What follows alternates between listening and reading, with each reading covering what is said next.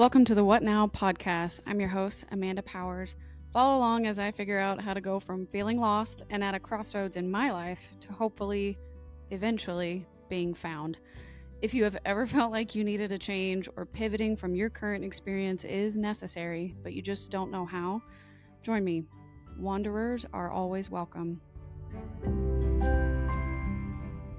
Hello, welcome to What Now, a podcast for lost and found. This is your host, Amanda. I'm so excited to be back here and honestly feeling better. This last week, I have been kind of in a rut creatively, and I'll be completely honest, I kind of touched on this with the last two most recent episodes that I put out last week, where I talked about all the topics that I had saved in my phone and things I wanted to talk about, and that I wanted to eventually touch on the issues I had had over the last couple of weeks where I had family in town and my mom was visiting to help her friend, and wanted to make sure I had my thoughts in order. And every time I sat down to record, I didn't have it in me. I didn't have the creative wherewithal to sit there and speak my mind, I suppose. And I didn't want to waste anybody's time on an episode. But the longer that I did that and the longer that I stayed away from the show, the more I had trouble with intrusive thoughts and negative self-talk and spiraled a little bit. To be completely honest, I have not felt like myself this past week. I don't really know if it's necessarily just a bout of depression or PMS or or my inner knowing talking to me, but I have to think that like my intuition would not tell me that I'm a piece of shit. Anyway, thank you for bearing with me. Thank you for your patience on the show. And honestly, thank you to all the people that reached out to me about the show. And not necessarily about particular episodes, but just who have genuinely asked me, hey, I saw you're still, putting out videos, or hey, I haven't seen a video in a while. Are you all right? Are you still doing the show? How's it going for you? And they have been very, very sweet to offer their support and trying to help me feel better about my inconsistency. And just, I appreciate all of you. I am so eternally grateful for anybody that is in my corner always, and relatively unconditionally, right? So thank you to all of those people who have been so positive and patient with me while I kind of balance my own life, my mental health, my feelings, as I'm navigating any of this transition period in my life. It's some days are great and I feel like really on it and like so good and so focused and so in the zone or in my element. And then other days I'm like, what are you doing? Where did this come from? Why are you even trying? Nobody's listening. No one cares. You're just whining into a microphone. Like, why would anybody want to listen to that? And I have to stop saying that to myself, because at the end of the day, if it helps me feel better and it helps one other person in the world feel better to hear it, then it's making a difference. It doesn't have to be super complicated. It doesn't have to be super deep conversations that I have on this show, but I have to find a way to pull myself out of those ruts when they happen. And for whatever reason, this past week, I've like dreaded it for the first time. I've dreaded it. And I don't know if that started with, because the topic I want to cover now is kind of a heavy topic. It's about, this week I really want to talk about resilience and grace and setting boundaries when you're going through traumatic experiences, and how to do that, or at least what I observed over the last few weeks and how it made me feel and how I saw it affect the people in my life that matter to me, and trying to reconcile where to do that. How do you set a boundary in the gray area? And then I just had like a couple of quotes that kind of helped me think through those feelings and pull myself out of this weird rut, hormonal, emotional confusion BS that I have right now. And hopefully by me expressing how I brought myself out of that negative perspective and kind of refocus my mindset, I can help you too, in case you're ever feeling the same way or ever having the same kind of intrusive thoughts, or you're ever in bed staring at the ceiling with absolutely for no reason, you didn't expect it. You just woke up one morning and you're like, I'm not going to do this anymore. And the quote unquote, the word "this" could mean anything to you, but something's off if you get that dark that quickly, or you get that dark more days than not.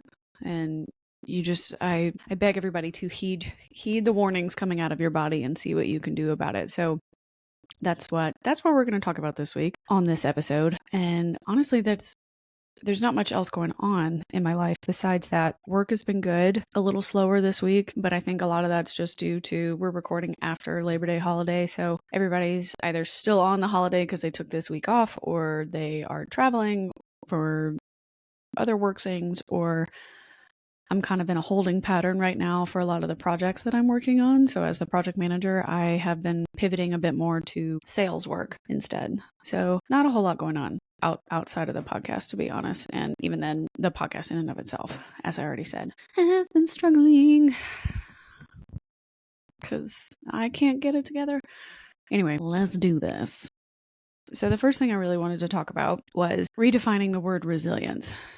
And I've always thought of myself as a rather resilient person. I always figured no matter what situation I've put myself in, be it social, political, professional, academic, whatever, I am known to take on a lot and still be able to tread water, stay organized, stay relatively positive, but I do still identify a bit as a realist. But growing up, I often thought of the term resilience more so through a clinical lens, I guess, and through terms kind of like especially related to war in the military, because I grew up around various soldiers, airmen, Marines, Navy sailors, who worked for my father or worked at my father's company and were either around the house or at the office or parties and stuff like that. And I got to know a lot of his employees and his friends who were service members and service women. And I used to think about resilience in those terms. When I originally went to Ole Miss and I wanted to go into neuroscience, I thought I would do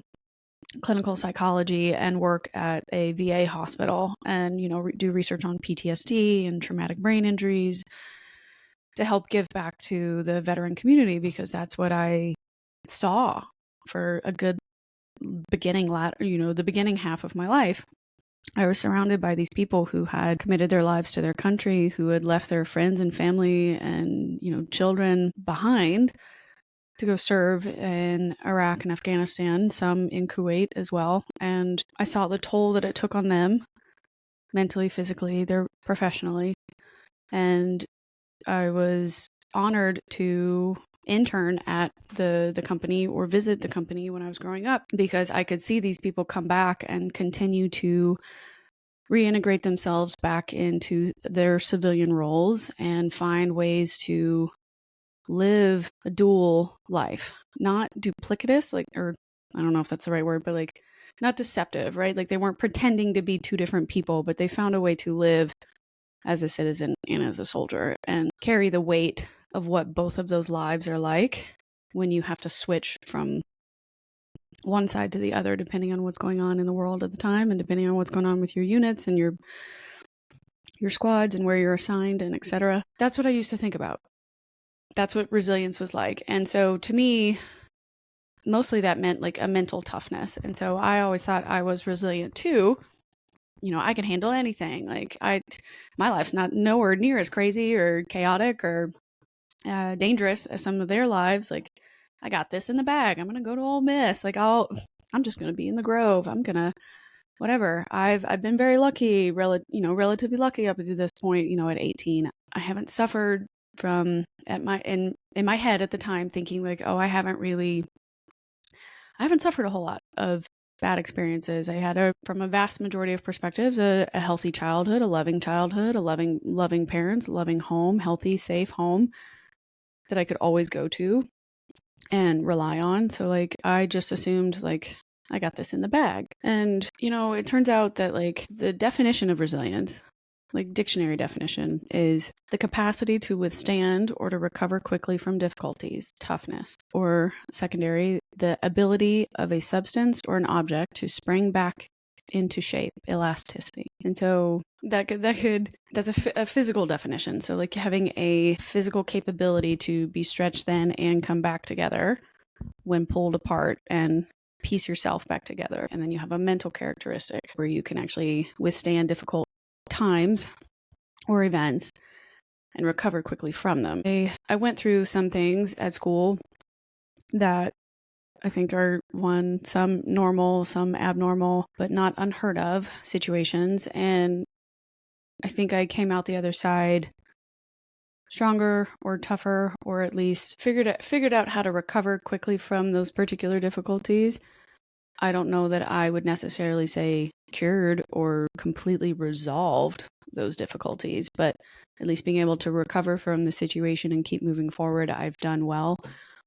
But the truth is that life comes at you really fast, and you need resilience for far more than just being a soldier. You need resilience for far more things than just war or 1 weekend a month, 2 weeks a year lifestyle. And the resilience things that have come up in my life recently are with people in my life, not necessarily for me. Like, I don't think that since leaving my job in 2022, I have not faced anything physically that I think is challenging my resilience necessarily. I think mentally I'm challenged with the transition and dealing with how I feel about it and things like that. But I still think my ability to pivot shows some level of resilience. But the truth is that life can come at you really fast, and you need resilience for so much more. So, for instance, there was a family that I used to nanny for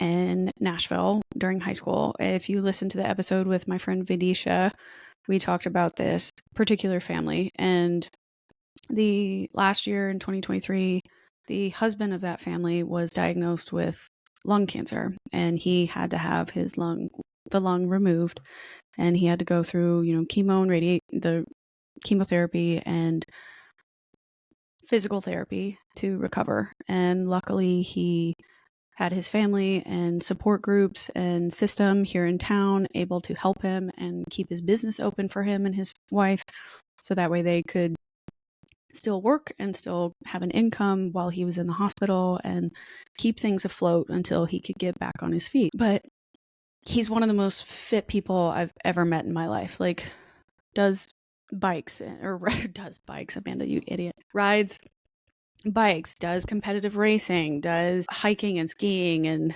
snowboarding and all kinds of physical activities that you can imagine. This man's a true outdoorsman and has inspired his kids to be physically active as well. So he's considered to be fairly athletic. He's a doctor himself, so like he knows better than to smoke or do whatever. So like it's very odd, right? And shocking when something like that hits you and you realize you've got lung cancer, and now it's going to affect your physical life your physical capabilities for the rest of your life. And someone like him could have been shocked and depressed and angry and frustrated and taken it out on his family and his doctors and been rude or mean or rightfully upset, screaming, "Woe is me," or "Why me?"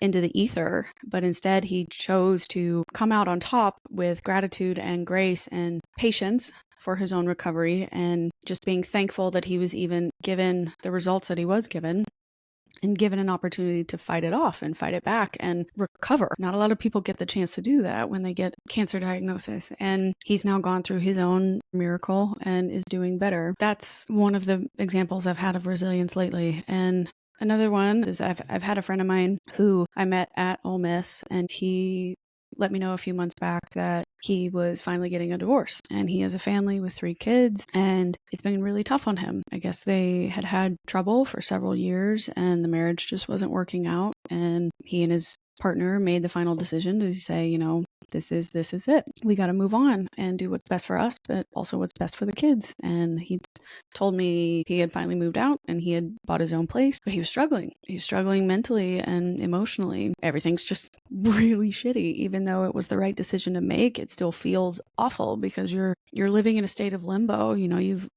started to lose, not full access, but you've started to lose access to your kids that you used to take for granted, right? You used to be able to see them more often when you wanted to, and now he can't do that. And now he is fully living alone. He's truly alone, and it's really sinking in. And now he's starting over in his mid 30s as a single dad, and that's just never where he thought he would be in life at this point. And that's been really heavy for him. And I feel awful that I can't do much, right? I can't I can't fix that problem. I can't send and he's also a veteran, so he is used to he is used to being challenged mentally, physically, and emotionally. But when you have thing after thing after thing kind of hit you, the last thing in the world you want to be is alone when you're going through it. And despite having family around him, and I'm sure other friends around him, you can be surrounded, I know sometimes, and still feel completely alone. And going through a divorce, a major transition like that in your life, changing in your marriage, that's another moment when you're going to need resilience that I never really used to think about. Like I've had hard breakups, I've had difficult relationships to be in, and reconciling mistakes I made and mistakes my partners have made in the past, and like moving forward from both of those things, learning to forgive them, but also forgive myself. And I think that just comes with emotional flexibility, emotional intelligence. But I've never had to be challenged by the level of resilience of, hey, you're going through a divorce. Someone you used to spend a decade or more of your life with is now done with you, done with this. I don't know. I can't even imagine what it would feel like to shut the door on that kind of a chapter. And then the third thing that happened actually was just told to me this morning.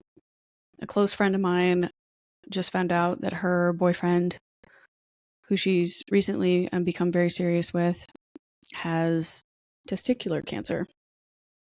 And he will have to have surgery to get that removed. And she just recently lost her own father.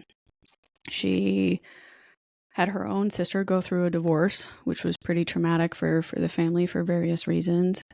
She's not as close to her mom as she would like to be, so she doesn't really have as many people to lean on when those family tragedies happen back to back. And now her partner is sick, and we're knocking on wood and praying that his cancer hasn't spread. But it's just really, really hard to watch somebody who you love, who's so close to you, go through something like that, or have a partner that's going through something like that. And I personally have never dated anybody, at least not that I'm aware of, where while I was with them, they had a major medical concern, or at least a life-threatening kind of concern like that. And it's just mind-boggling, right? You go to sleep at night next to your partner, right? And like everything's good. You guys are okay. Then you're going to wake up the next morning and, oh wow, all of a sudden, I really should go get that checked out. I'm finally going to the doctor. My appointment's today. Hopefully it's nothing. We'll do a biopsy. We'll see what happens. Oh, actually, turns out the person I love has cancer. What do you do? What do you do when your heart just drops out of your body, right? Like all the way like through the floor. It's got to be simultaneously like mind-boggling head spinning, I could vomit, in denial, shock, where you can't fathom God, Yahweh, a higher power, whoever you believe in, sending you one more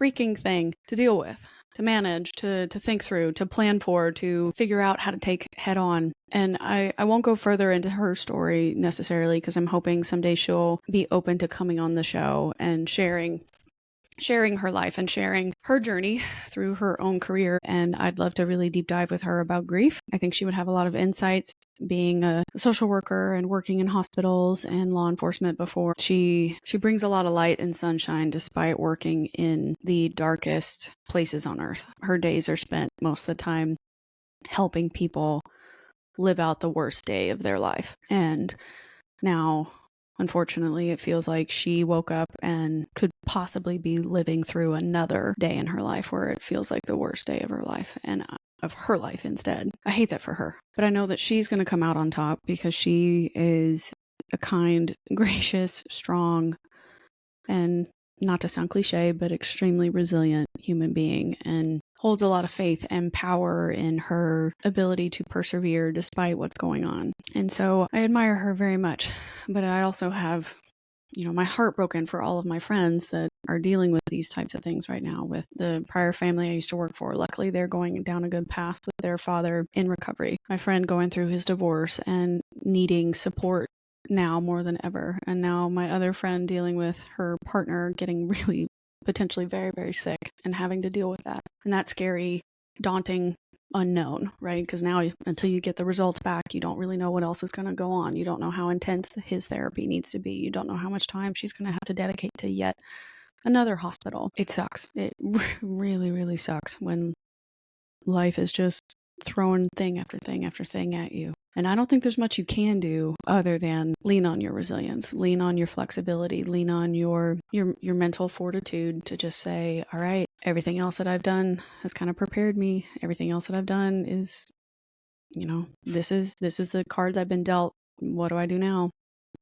Just keeping a realistic outlook on life and doing the best you can with what you've got. The final person that really impacted my thoughts on resilience over the last couple of weeks has been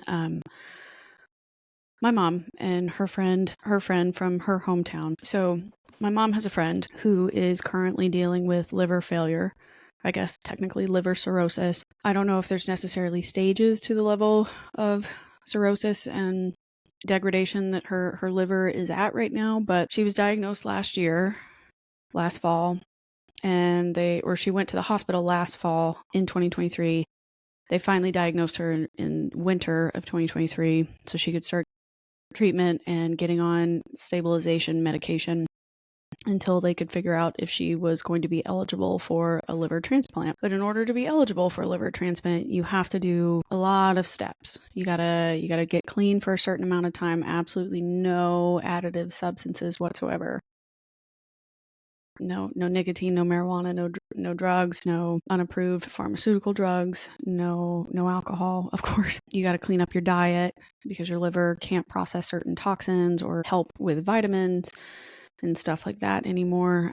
The inability to flush out toxins in your body means that the toxins and ammonia in your kidneys and liver end up staying longer inside of your body, and it can start to break down other organs, and in particular your brain. You almost act drunk or really out of it, or it kind of degrades your mental capacity the longer the toxins stay in there.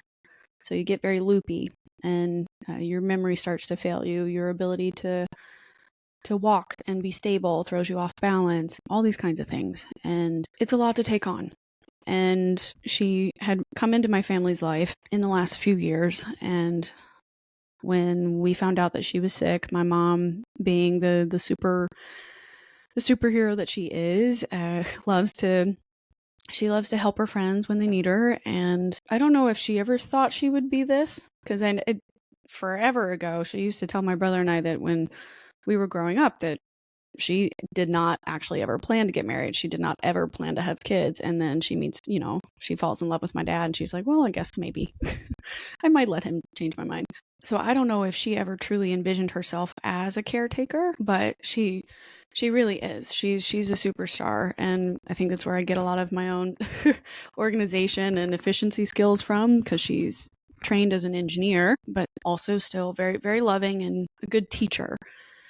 And very smart, and always educating herself on various topics all the time. And she was worried for her friend. And so in this process of trying to help her friend get what she needed, she's taken on the main caretaker role, essentially, other than not doing day-to-day things, but in terms of helping out with her major medical events. So going to doctor's offices, making sure she's hooked up with who she needs to be hooked up with at Vanderbilt, taking her to and from Vanderbilt appointments, setting up hotels, and covering, food and expenses while they're on the trips, either with her friend or with her friend and her girls when they bring them up, making sure that she gets the pills that she needs on the right days, sharing all of the medical records with her friend's family, the pill schedule with her friend's family, the diet restrictions with her friend's family, and explaining to the friend's family, whoever's going to be the day-to-day caretaker needs to know that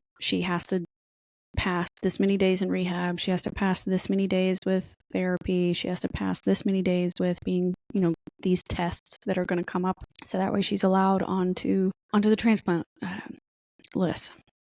But apparently with liver failure, most doctors, unless you're able to get clean and get a transplant relatively soon, the max you can live based on her stage of degradation is 2 years. And so when she came into the hospital the first time last year, she was essentially dying. And they told her, you've got to start now or you will die. And so I don't think it fully registered to her at the time what was really going on and how serious things really were, because she would fluctuate a lot at first and get get healthy, get back to a little more mental stability, a little bit easier to have her balance back and stuff. But then something would go wrong and she'd get sick again. And then my mom would have to take her back to the hospital and they'd stabilize her, take her home. Then something would happen and then they'd stabilize her, take her home. Something would happen. And so the last few weeks ago, when my mom was here for 2 weeks with her friend, the doctors did finally tell her, you've already had your first year. And even though we've stabilized you now and you are looking good, your clarity is there. All the tests and the scans we've done, from what we can see, the rest of your organs are doing better as well. You still only get the 2 years. You've already spent your first year.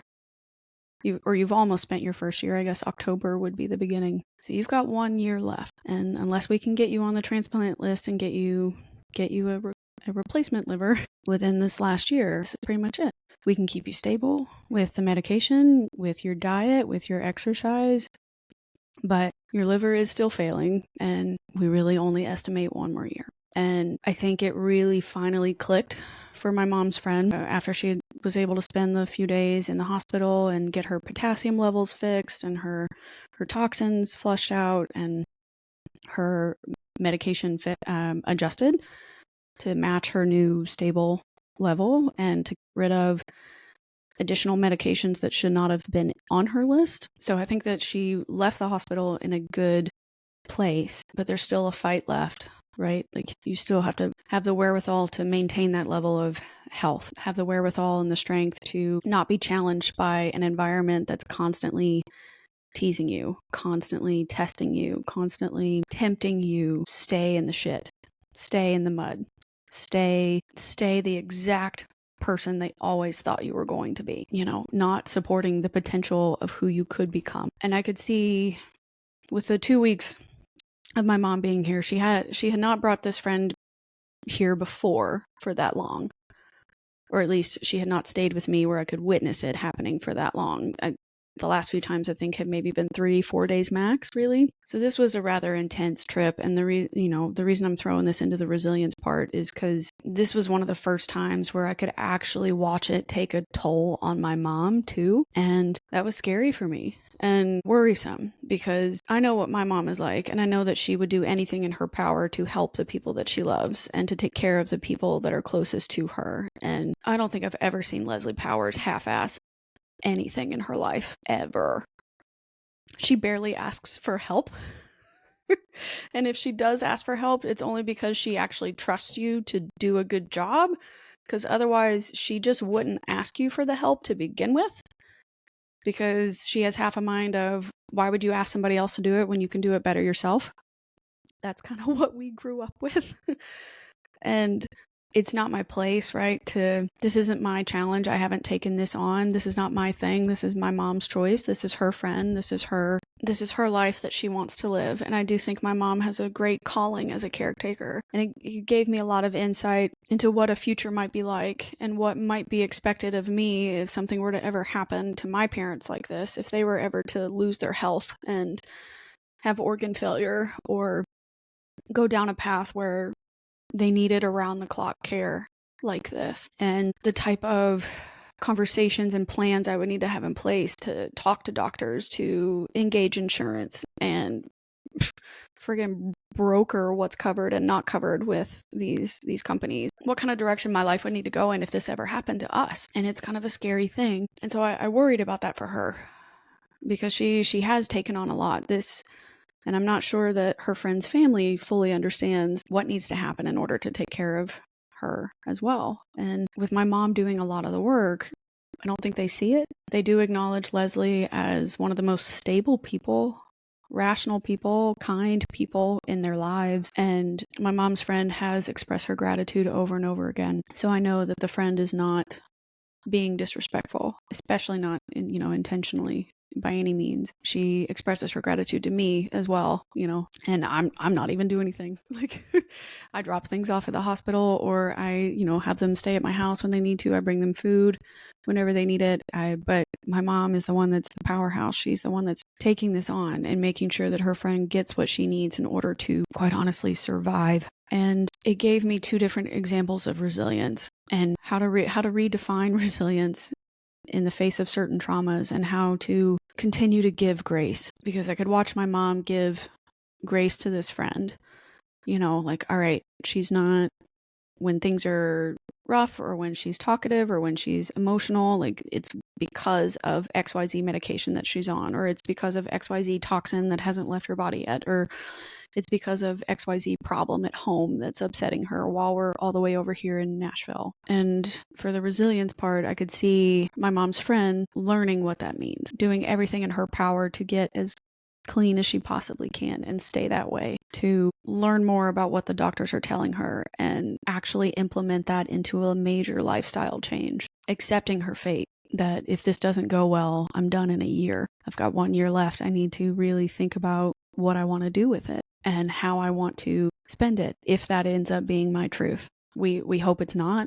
We want her on that transplant list. We want her to have her surgery. We want her to be taken care of. And that's something else my mom had signed up for, to be there with her when, right after the first surgery.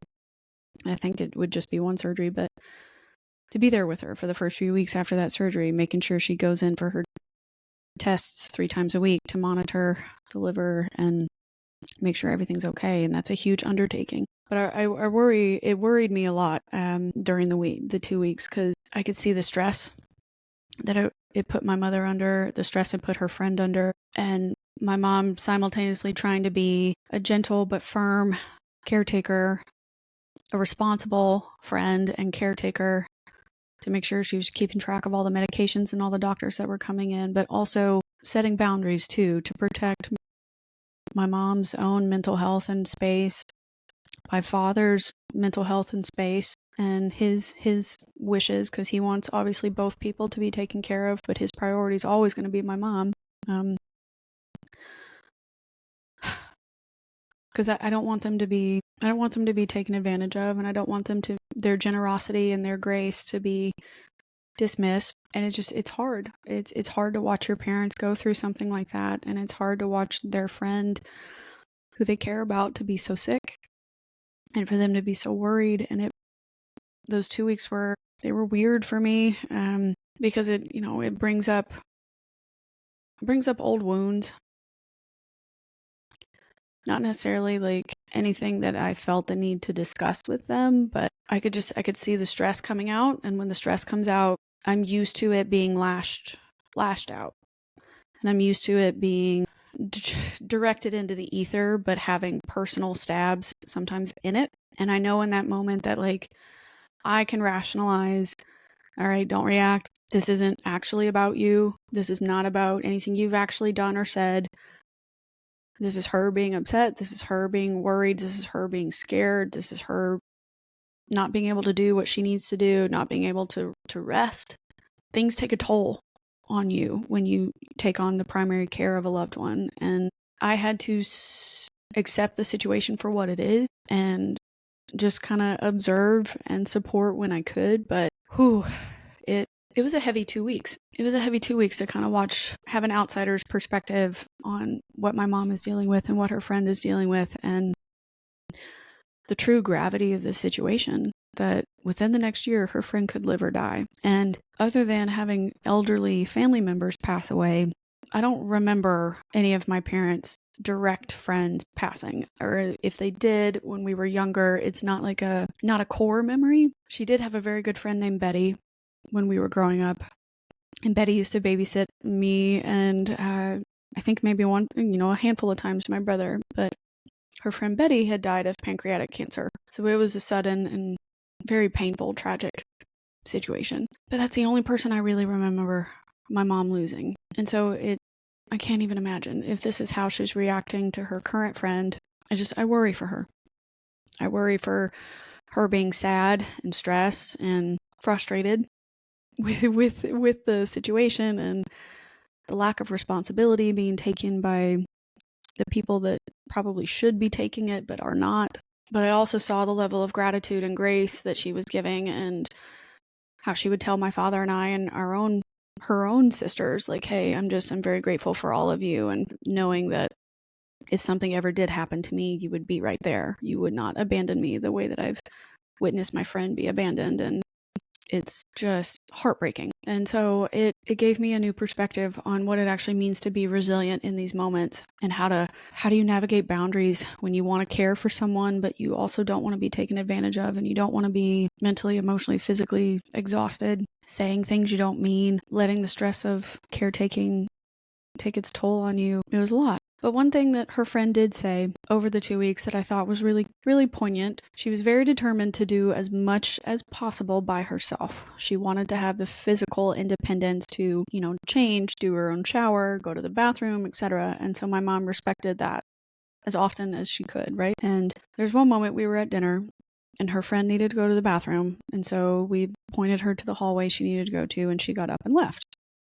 But she was gone for a few minutes, right? Enough to where we noticed, but not enough to worry. And she did finally come back to the table. She said that she got to the door and had to take a breath and muster up the strength to open the door. And one of the servers at the restaurant was walking by her and offered to do it, and she had to tell him no a couple of times. Like, she's like, I know this may not be something you understand, but I need to do it for myself. I need to be able to open this door. And according to her, he said, that's all right, and don't you worry about it. When you woke up today, it's because hell don't want you, and heaven ain't ready for you. You got this. And then he walked away. And even as a Southerner, I have never heard that particular phrase. I don't know about y'all, but hell don't want you and heaven ain't ready for you. You got this. And, clung to that. And when she said that to us, it really lit off a light bulb in my head, and I had to immediately write that down. I put it in my notes app on my phone and started, kind of outlining a little bit of what I wanted to say for this particular episode. It's a very interesting phrase to describe I get to wake up another day, essentially. The concept of you went to bed that night, you went to sleep, and you got to wake up to the next day.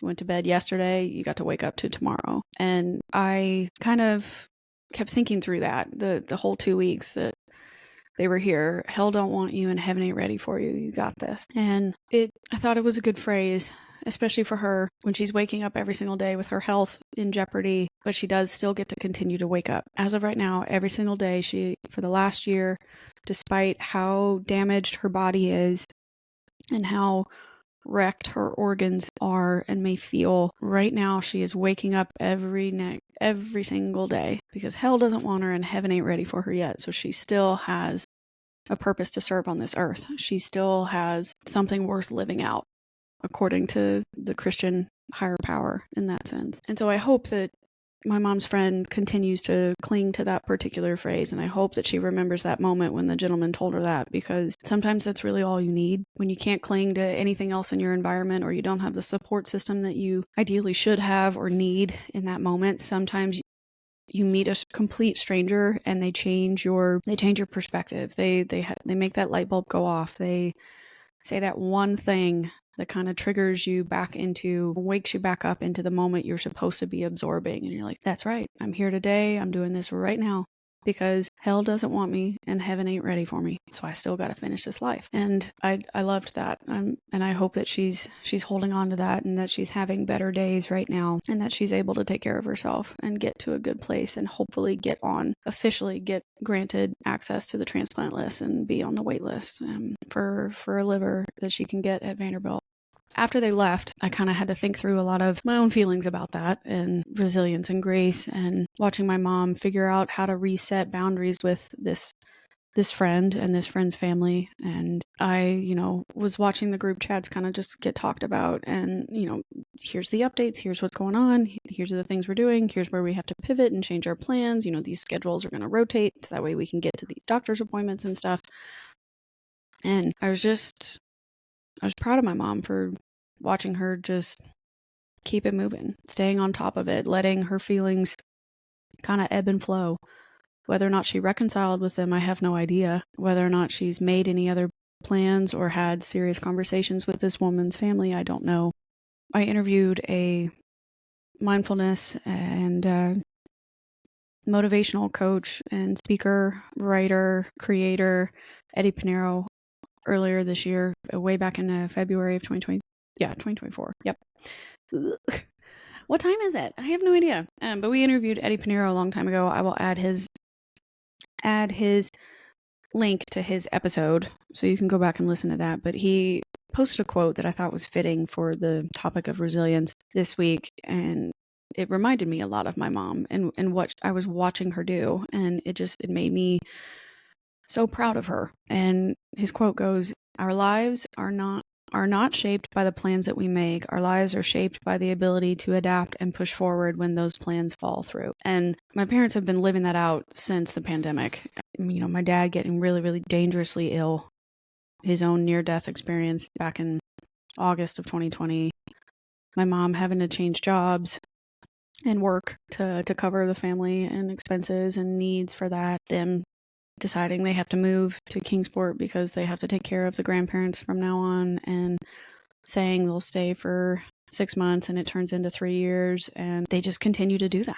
They decide to find other income. They start flipping houses. They start running Airbnbs. They start becoming full-time caretakers, essentially, and watching them stay adaptable and push forward when all of their plans fell through. They had all these plans to travel the world and, visit their kids more, visit their own friends that live in other places, and they have just now finally really started to keep that promise to themselves, where they are starting to go, okay, we should really be looking for where we want to live. Okay, we should really be making these plans to visit these friends and go to these places. And so this year they've finally held up their end of the bargain that they had already promised to themselves. And I'm so grateful to see that happen. And even though this may feel like a hard left turn with their friend getting sick, they have shown nothing but strength and patience with this, this new reality. And so I'm really proud of them for not getting so overwhelmed about their life, maybe not being where they wanted it to be at this point, and not getting so hung up on having outside factors shaping a lot of their reality right now. The things that they can't control. The only things they really can do are continue to show grace and care for the people that they do care about, and continue to set their boundaries where they need to set them. And they are incredibly generous people, and it's an honor to be their child and to watch them and spend time with them while I can. But I liked that quote from Eddie Pinero, and it touches on your own resilience and adaptability, no matter what the transition is, no matter what the phase of life you're in is. Like, you can make a plan.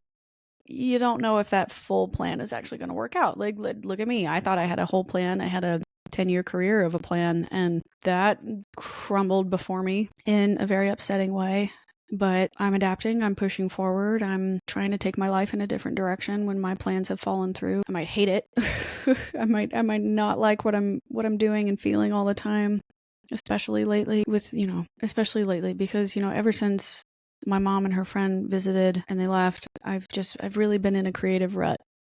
Like I talked about at the beginning of the show, I've had a lot of self-doubt, a lot more intrusive thoughts this week, and I've been kind of sick to my stomach with how scared I feel about my future. And luckily nobody can hear the thoughts that are going on in my head, but I feel guilty about not being as outwardly grateful as I should be, I guess. Because there's just that fine line between feeding yourself toxic positivity and feeding yourself the realness of what's really going on. And I know that gratitude journaling and gratitude affirmations, gratitude statements are supposed to help you psychologically and have an effect on your mindfulness and your mindset. But I couldn't help myself sitting in the suck this week and being really negative, just thinking that like this show is not going where I wanted it to go. Like I'm not happy with what I'm doing. And if I don't, I even had a thought one day that like, if I don't get out of this bed, who's going to notice? Who's going to know? I live alone. I have a dog. Like if I don't get out of bed today and I can't piece things together, is anybody even going to notice? Is anybody even going to care? Because, every single day that I wake up is another chance for me to try. It's another chance for me to dream. It's another chance for me to fail and to learn. It's another chance for me to make better choices. But I had that kind of intrusive thought, well, if I don't wake up, who's even going to notice? If I don't do an episode, who's even going to notice? Nobody's listening to the show. If I don't publish this, like, what's it even matter? And I've almost allowed those thoughts to come in. I've left the door open for them because I've made that joke that like, well, it doesn't matter. I only have like 45 listeners every week anyway. So like, what's the difference? they're not going to be that upset if I skip a week. They won't be that upset if I don't post on this day. Like nobody's in my DMs telling me what a failure I am. I'm the one saying what a failure I am. And it's just been a weird mental space to be in, to be like having those somewhat, depressive. I wouldn't say it's full on depression, but definitely a depressive mood that I've been in, and making myself feel worse because I'm not living in a mind of gratefulness. So this week I pretty much told myself while I was, laying in the rot in bed, being like, hey, we're going to set a timer. Your alarm just went off. You're going to hit snooze, and you get one more round of snooze to have this bullshit rattle around in your head. And then after that, you're going to swallow your fear. You're going to let go of those depressive thoughts, and you're going to push through, because exactly like I just said, today is another chance to try. Today is another chance to dream. Today is another chance to fail and to learn. Today is another chance for you to make better choices, to follow through on what you told yourself you would follow through with, to keep a promise to yourself, to keep building your confidence. And so I had to find inspiration from other people over the last week, because, I've just hit this stupid rut, and I needed to remind myself by, finding this inspiration elsewhere that, like, just because you've hit a rut doesn't mean that your entire plan is backfiring. Just because your original plans now have to adapt, it doesn't mean that everything's just gone to shit. Pulling yourself out of the quicksand, metaphorically, doesn't mean that you are an actual failure. It feels like failure, but it doesn't. You get to define that, right? You get to define if that's really the problem. And I didn't want that to be my truth. I woke up every morning this past week being like, ugh, I don't know if anybody wants to hear what I have to say. I don't know if anybody really I don't even like the sound of my voice sometimes. Like, I don't know if this is really what I'm supposed to be doing, where I'm supposed to be. And why in the hell can I not figure that out? Why can't I figure out what that purpose is supposed to be? Why am I not feeling better yet? And I think that's the biggest part about the lesson I needed to learn this week, was to really redefine what resilience means to me right now at this point in my life. Give myself grace, because mentally I was not on top of it this week. Other weeks I have been. This week I just wasn't. And that's okay. And I needed to know that going through a dip, going through a rut, going through a hard transition doesn't mean my entire plan is backfiring. And yesterday morning, when I was really in the thick of it, really just not in a good mood whatsoever, I was trying to find some inspirational stuff. And one of my favorite people in the world, Danielle Wilson, posted something on her Instagram that had said exactly what I needed to hear. She does identify as a Christian. I personally have kind of struggled with that off and on throughout my life. Like growing up, I did a lot of, side story, did a lot of Christian like camps and worship events, but I don't know if I ever truly landed on a church or a church group that I was very close with. I was always much more open to learning about religion in general, spirituality in general, but I personally just don't necessarily identify, I guess right now, fully as a Christian. So I don't want anybody to interpret this next quote as, or any of the quotes, because the one I shared earlier was also semi-religious too, but I don't want anybody that's listening to think that I'm trying to proselytize to anyone or convert or convince anyone to think any particular way. So let me just caveat that right now. This is not a religious podcast, but it is an open spiritual safe space for anybody. Anyway, I was feeling really terrible the other day, and one of the hardest mornings that I was having to get up and even get going, saw this quote from Danielle Wilson, and somehow she just always magically finds a way to say exactly what it is that I really need to hear. And I love her for that. I admire her so much. And anybody that's a avid listener of this podcast, you know that I quote her often, or I will repost what she says often. And I actually I put her on my vision board as well, and I got to meet her this year. And I admire her very, very much. But her quote said, "I'm having a morning where I don't want to get out of bed, and if that's you too, I want you to remember this. You have no idea what opportunities are waiting for you today. You have no idea what doors could open for you, the momentum you could spark, and the divine plans you could set in motion by simply getting out of bed. God woke you up with purpose this morning. Walk in it, be grateful, and keep showing up." So I encourage all of you, if you are struggling with the same things that I've kind of been struggling with this past week, where you're trying to push through a really difficult situation, you're going through a divorce, you just got terrible medical news, you are going through a recovery program, and your safety net or your support team either is there with you, or you're going through a situation where your safety net and support team is not there with you and you're doing a lot on your own. I just want to encourage you to not get so hung up on the fact that your plans have to change now. As Eddie said, your life is not going to be shaped by the plans that you make. It's going to be shaped by your ability to adapt and move forward and push through when those plans get challenged, when those plans fall through, when those plans get ruined, when you think you go to bed thinking things are fine and you wake up the next day to find out a person you love is tragically sick and it may not be fixable, or the life you thought you were going to be living is suddenly finished. The life you thought you were going to have with your family has actually changed, and there's nothing you can do about it. You are in a decade of your life where you're starting over what feels like from scratch. I'm not going to say that that's a great thing, because it sucks. It does. I'm lucky and I'm grateful for the fact that I do have a support system that trusted me to do that supported me when I wanted to do that is allowing me to live a more flexible life than what I used to live now. Being in a rut and being full of self-doubt and having intrusive thoughts can really compile your ability to stay resilient. And so if anybody is toying with that choice, do I give in to the garbage and the bad thoughts and the depression and the anxiety and the fear that I have about my future and about what's happening to me right now? Or do I wake up? Do I get out of bed? Do I put my both feet on the ground and say, hell, hell didn't want me and heaven ain't ready, so I'm going to keep it moving?